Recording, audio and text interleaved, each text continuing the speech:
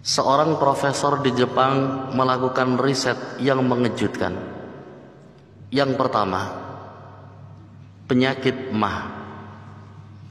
Penyakit MAH bukan hanya diakibatkan karena kesalahan pola makan, tapi justru lebih didominasi karena stres. Yang kedua, penyakit hipertensi.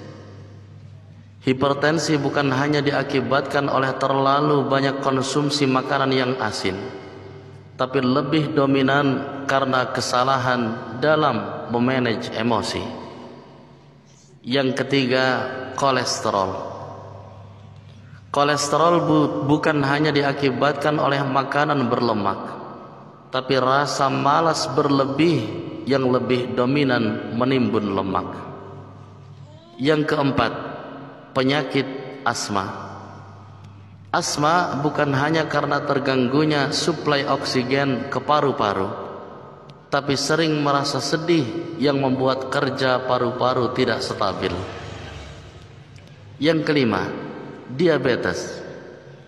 Penyakit diabetes bukan hanya karena terlalu banyak konsumsi glukosa, tapi sikap egois dan keras kepala yang mengganggu fungsi pankreas.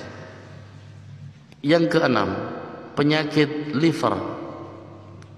Penyakit liver bukan hanya karena kesalahan pola tidur, tapi sifat ngerasani atau buruk sangka terhadap orang lain yang justru merusak hati kita.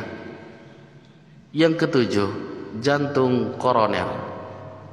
Jantung koroner bukan hanya diakibatkan oleh sumbatan pada aliran darah ke jantung, tapi membuat jantung kita kurang merasakan ketenangan sehingga detaknya tidak stabil. Fakta penyebab penyakit adalah karena masalah spiritual 50%, psikis 25%, sosial 15%, dan fisik 10%. Jadi kalau kita ingin selalu sehat, perbaiki diri kita, pikiran kita, terutama hati kita dari segala jenis penyakit. Hati-hati iri, dengki, pendendam, fitnah, benci, amarah terpendam, sombong, pelit, egois, keras kepala, sedih, malas, dan lainnya. Perbanyak doa dan mudah memaafkan. Lembutkan hati dan ikhlaskan yang sudah terjadi. Banyak bersyukur dan nikmati kebahagiaan sekecil apapun. Jalin persaudaraan yang mengajak dan selalu mengingatkan dalam kebaikan.